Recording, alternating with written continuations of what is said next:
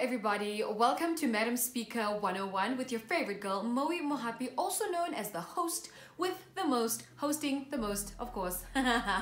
Welcome to yet another edition, and today I'm giving you tips on how to enhance your personal brand online. Today's topic is basically just to stop you from canvassing for free follows on Instagram. Don't do it. I'm going to tell you why. Instagram algorithms actually prohibit that. It also skews your results, your engagement, your impressions online, and it gives a false representation of the activity of your page. So I'm going to give you some proper tips as to why not to canvas for free follows, and that whole please follow me, I'll follow you back on Instagram.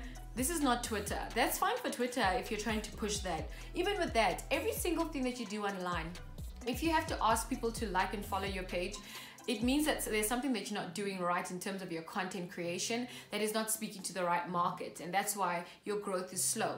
But I'm going to give you some quick tips on how to stop doing that and do this the right way. So click on the subscribe button right now. Make sure that you click on the bell so that you get my notifications when I drop something new, and let's get the show on the road.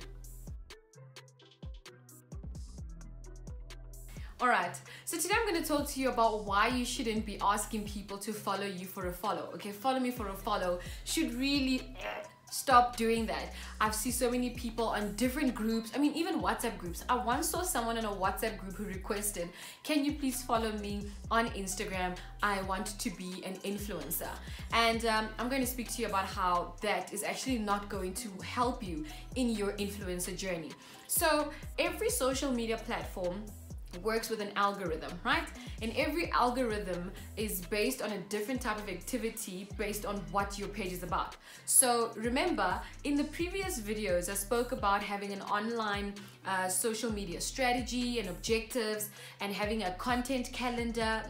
Remember all those things? Yes, it wasn't just gibberish. Everything online has a meaning, and there's a reason why you have to follow those little principles to enhance your online presence. It's very important. It is pivotal.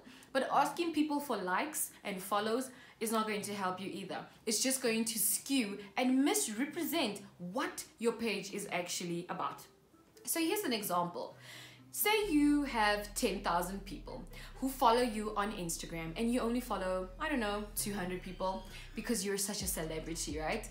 And then all your content that you post only gets a like. Let's say you get about 200 likes on your picture or your video. Do you think that's a true representation of the masses that follow you? Absolutely not. Of course not.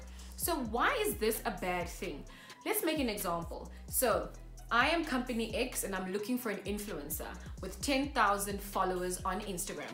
Then I contact you and I say, hi Moe, please can you be an influencer? We're looking for someone with this much of following. Right? And then you accept the deal, and then the clause comes in and says, all right, this is the type of product and service that we're trying to push as company X, and we want you, since you've got such leverage and you've got a reach of about 10,000 people, we can only assume that we can also tap into that market, right? Fantastic. I mean, that sounds easy. They give you your own discount voucher and they say, please apply this discount voucher when you do your post about our business, and whatever the take up is, we'll give you commission on that.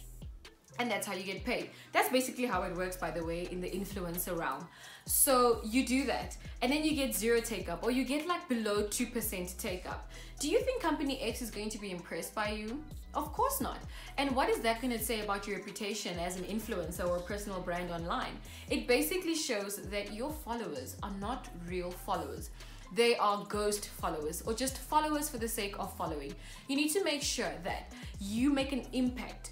The numbers don't really matter. There are so many companies out there that are willing to take on influencers with just 1,000 followers. 1,000 relevant followers. As a business, if I'm company X and I approach you, I want to see certain return on investment on approaching you as an influencer, and I'm not going to be particularly happy that I'm spending an X amount of money on you but I'm not getting the returns.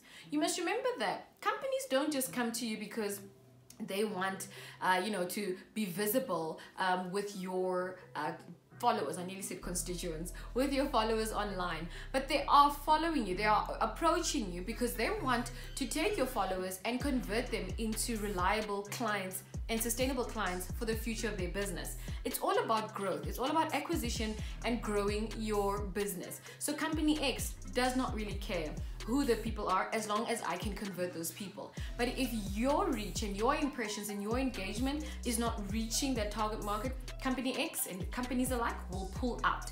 That's why it's very important not to get misrepresentation. You need to make sure that the people that are following you is really relevant constituents as to what your brand is about.